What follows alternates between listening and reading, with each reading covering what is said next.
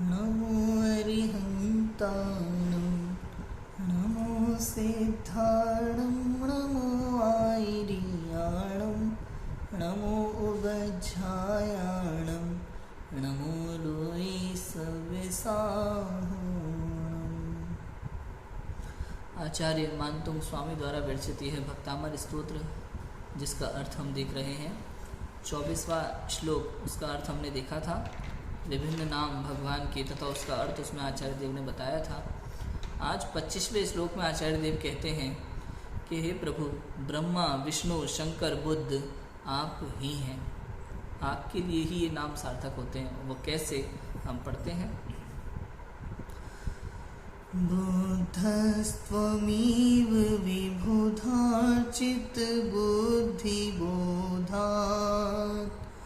त्वं शङ्करोऽसि भुवनत्रयशङ्करत्वात् धातासि धीर्शिवमार्गविधिर्विधानात् व्यक्तं त्वमेव भगवन् पुरुषोत्तमोऽसि। क्या कहते हैं कि बुद्ध हो आप ही, त्वमेव अर्थात आप ही, बुद्ध हो, विबुधार्चित अर्थात देव और विद्वानों के द्वारा पूजित हैं, बुद्धि बोधात अर्थात ज्ञान वाले होने से। बोधात तो बोधात में पंचमी विभक्ति ना, तो बोधात होने से, ज्ञान वाले होने से, है ना। तो बुद्धि बोधात ज्ञान वाले होने से आप ही देवों और विद्वानों द्वारा पूजित हैं, इसलिए क्या है, आप ही बुद्ध हैं। त्वम माने आप, शंकरोसी आप ही शंकर हैं। क्यों? भुवनत्रय अर्थात तीनों लोकों में, शंकरत्वात् शांति करने वाले होने से। तीनों लोकों में आप सुख का मार्ग बताते हैं, शांति का मार्ग बताते हैं, इसलिए आप ही वास्तव में शंकर हैं। जो शांति कराते हैं उसी को तो शंकर कहते हैं। तो आप ही शंकर हैं वास्तव में। धातासि धीर, धातासि माने ब्रह्मा हो, धीर है धीर। शिव मार्ग विधेर विधानात् अर्थात मोक्ष मार्ग को, मोक्ष मार्ग की विधि को बताने वाले होने से आप ही ब्रह्मा हो। सारे संसार को उदित करने वाले को ब्रह्मा कहा जाता है ना। तो मोक्ष मार्ग का उदय आप करते हैं, सभी संसार को सुख का मार्ग आप बताते हैं, इसलिए आप ही वास्तव में ब्रह्मा हैं। व्यक्तम त्वमेव भगवन पुरुषोत्तमोऽसि। व्यक्तम अर्थात स्पष्ट रूप से, हे भगवान स्पष्ट रूप से, त्वमेव आप ही पुरुषोत्तमोऽसि अर्थात पुरुषों में उत्तम है, अर्थात विष्णु है, नारायण को सर्वोत्तम पुरुष कहा जाता है अन्य मतों में, विष्णु को। तो इसलिए कहा कि चूंकि सर्व स्पष्ट रूप से, व्यक्तम स्पष्ट रूप से, त्वमेव आप ही भगवान है, भगवान पुरुषोत्तमोऽसि अर्थात समस्त पुरुषों में उत्तम हो, सर्वोत्कृष्ट हो, ऐसी बात यहाँ कही है। देखो श्लोकार्थ पढ़ते हैं। हे देवादिदेव, केवल ज्ञान सहित होने से, गणधर व ज्ञानियों द्वारा पूजित होने से आप ही बुद्ध हैं। तीनों लोगों के सुख या शांति के करने वाले होने से आप ही शंकर हैं।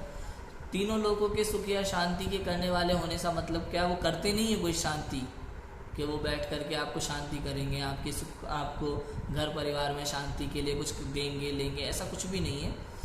शांति का मार्ग बताने वाले, शांति की बात कहने वाले, ऐसे सुख शांति करने वाले होने से आप ही शंकर हैं। करने वाले का यहाँ अर्थ है मार्ग बताने से, ना। तीनों लोकों में सुख और शांति का मार्ग आप बताते हैं, इसलिए आप ही शंकर हैं। आपने ही रत्नत्रय रूप धर्म का उपदेश देकर मोक्ष मार्ग का निष्पादन किया है, इसलिए आप ही सच्चे ब्रह्मा हैं, सच्चे ब्रह्मा हैं।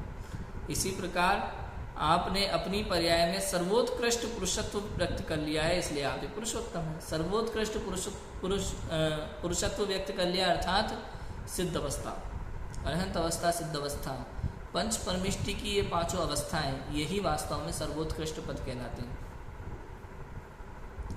यही पंच परम परमिष्टि कहते हैं ना। परमिष्टि माने परम